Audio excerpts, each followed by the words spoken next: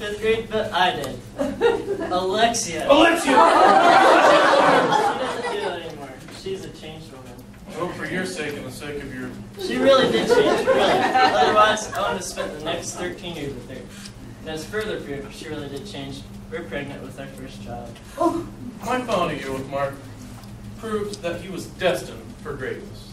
My final year with Mr. W was a tough one on me. My dad showed up, messed up as ever, the day he got out of jail, looking for me. He showed up to the school, high on something, screaming, "Where's my boy? "Excuse me, sir, but who are you?" Where's my boy?" I stuck my head into the secretary's office and had her announce the secret word to allow everyone to know that there was an intruder in the building and that they should lock their doors.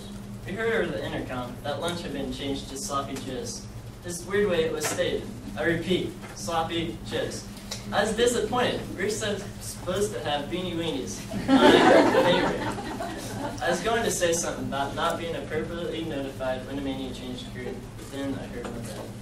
Excuse me, sir, but can I help you? "Mark, my son, where is he?" He's in class right now, but... "The hell with you! Mark!" I just couldn't take it. I ran up to the door. It wasn't locked from the inside. Mark's father whipped around when Mark yelled, "Dad, stop it! "Don't you yell at me!" Stop it! Get out of my school!" And he did stop, yelling that is, and instead resorted to physical violence by grabbing Mark by the neck! Please, Dad, don't. I didn't mean it. Mr. W, so brave that day, he took my dad by the arm. My dad was screaming, "Let go of me! I'll kill you!" Not today, buddy! Say you're going to jail! And he did go to jail. The secretary had called the police, and they were waiting outside for us when I escorted Mark's father out of the premises. Mark was so brave that day, standing up to his father. Funny. All those years ago, and I can honestly say it, that relationship did more to change me into the man I am today than any in my life. Please, don't tell my wife that. My relationship with Mark breathed passion back into my life for education. And he did become a great success, just as I had predicted. In fact, he will soon be starting his new job as a teacher, right down that hallway.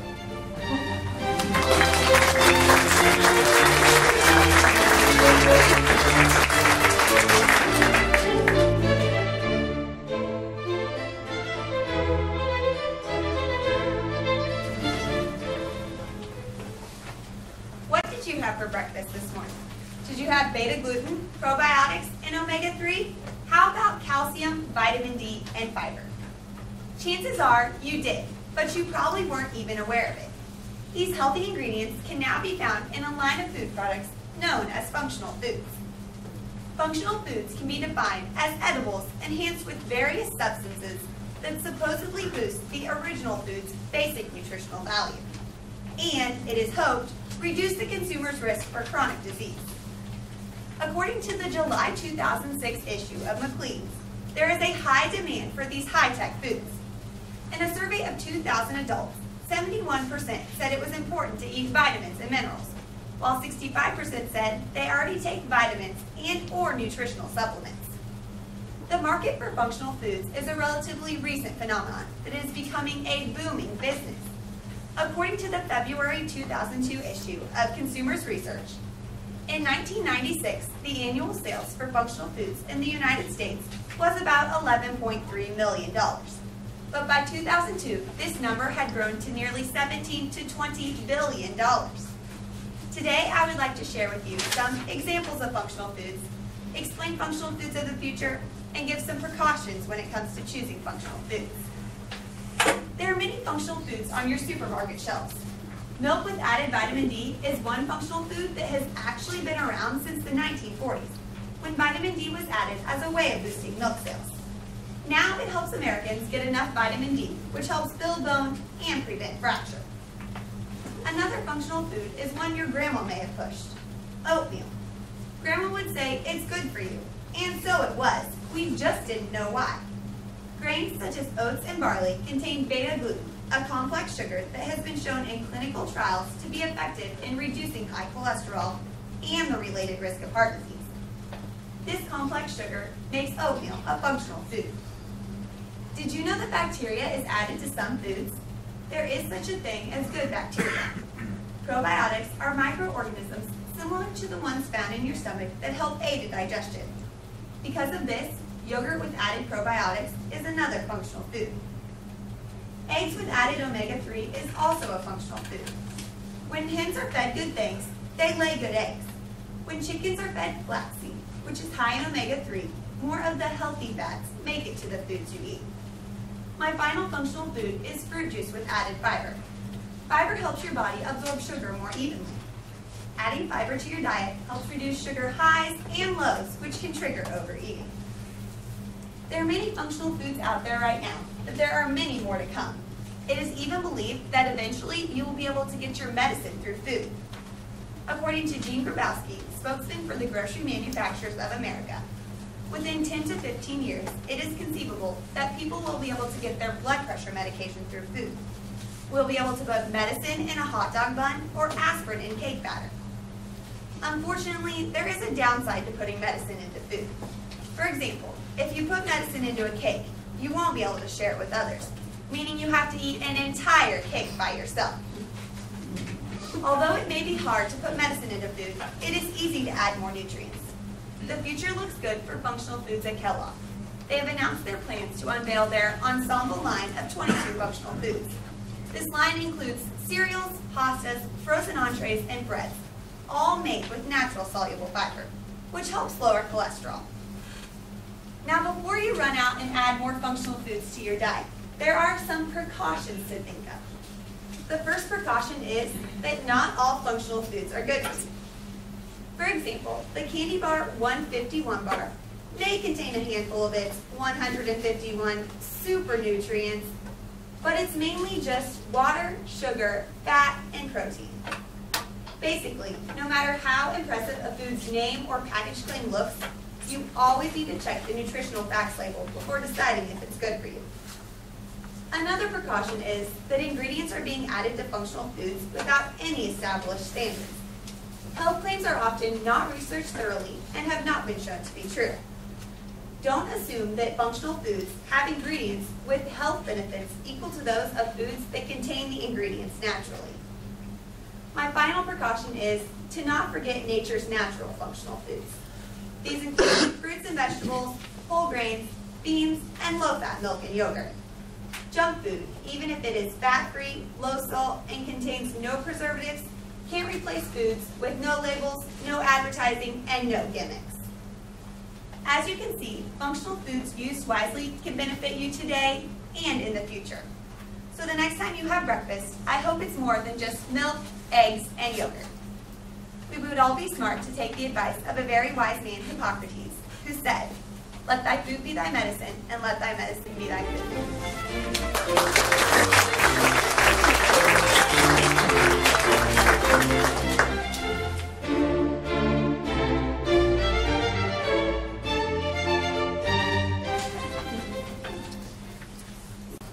You would have thought I was the first person in history to ever receive a dishonorable discharge from the Cub Scouts. Well, what initiated the whole disaster was Mr. Wilson's getting sick, or so he claimed, thus leaving our den of Cubs without an adult leader on our first overnight camping trip, The Outing by Patrick McManus. "I'm afraid the trip must be postponed until some gentleman is able to lead you," said Mrs. Slocum, our den mother. All the Cubs groaned. It only takes weeks or even months before the mother's browbeat her husband into taking us. I know someone who can take us." "You do? Oh, that's wonderful! Why don't you ask the gentleman?" Rancy Crabtree sat on his back porch, back against the slab of his shack. "Tell me again what it was Mrs. Slocum called me." "A gentleman." Rancid nodded, apparently in agreement with his assumption of his character. "Tell me, how come it was you, Mrs. Slocum, were talking about me anyways?" "Well, she's some dead one of us Cubs. Every week we go to her and her son Richie's house, and we tie knots and stuff. Boy, is it ever fun. And she even rich. They even got 2 cars. "Well, that's not what I asked at all. I asked..." I know. But, you see, we don't exactly have an adult leader for a first overnight camping trip. So I ordered you. Run that one by me again? I volunteered you. "Boy, you got yourself a nerve. You think I'm going to underestimate a bunch of you new brats on a camping trip? Ah! Yeah, another thing coming. Just thinking about it makes my rheumatiz act up. Quick, hand me that there jar of my rheumatiz medicine." I handed him a jar and watched him take a big enough swig to cure half the country rheumatism. Well, I thought she might feel that way about it, but you know how rich and pretty Mrs. Slocum is. I was thinking, maybe when you came to pick us up, you might stop in and she'd invite you in for coffee. And then you get to talking. You know how she doesn't have a man around the house, just her son Richie. She might ask, "Oh, Rancid, there's something wrong with the light in the bathroom. Do you suppose you can fix it for me?" And then you fix it for her, and then she'd be ever so grateful that you guys dancing together. And then you get married, and then you'd be rich too. But I guess you're right. Well, I'll see you later, Rancid. Wait! The following Saturday, Rancid came pulling up in his truck. He was wearing new bib overalls, a reasonably white shirt, and an old battered felt hat. "Rancid, you look great!" Ow, Holler! It hurts my eye. Just then Mrs. Slocum came swooping down the walk. "Oh, Mr. Crabtree, it's just divine of you to meet me." I was a grub once myself. "Oh, you're so amusing, Mr. Crabtree. Is that right for a reason?" Sure. By then, we all packed into Rancid's truck. He was smiling all the way out of town. I guess I ain't lost it yet. "Well, lost what, Rancid? I can help you find it." Well, you see, when a man loves a woman, it ain't none of your business anyway. We came driving all the way down the Pack River until we came to a Forest Service campground. Pulled in and stopped. All right, Grubs, this is it. Get out. Mr. Crabtree, we don't want to camp here. This is practically civilization. We want to go to the top of the mountains where it's wild. Yeah, we want to go to the top of the mountains. If we camp here, it wouldn't be like a real camp trip. Ah, dang! Of course, what am I thinking of? Wouldn't be like a real camp trip at all. Shoot, it's probably about a week. About a week since those birds ate that poor fella up there. Nah, they ain't probably real hungry yet. Get yourself and get out. Mr. Crabtree, no, we want to camp here now. Where it's safe, real close to the truck. All the other cubs agreed it was looking better to them all the time. Rancid, I didn't hear nothing about no bears eating nobody. Shut your ear up and go fix a fire. I gotta bury my rheumatism medicine. That's right, for a cold night in the ground. We set up camp and we sat around for hours listening to Rancid's stories. But we really wanted to be taught in some nature lore. Rancid? What? What's the name of that bird up there? An eagle. A bald-head eagle. I bet you Grub never seen a bald-head eagle before. I'm bald from so many baby eagles asking so many questions. Why don't you boys just go poke some sticks in the fire? We sat around the campfire, sitting marshmallows for hours upon hours. But we wanted to hear a scary story. Rancid, could you tell us a ghost story or something real scary? I do know this one true story. It's pretty scary. Bore you Grubs. I don't want to tell it. Tell us, Mr. Crabtree, tell us! Aye. Well, it seems there was this old woodcutter living up in their mountains right there. Well, anyway, this woodcutter went crazy. First thing anyone known, he gone crazy.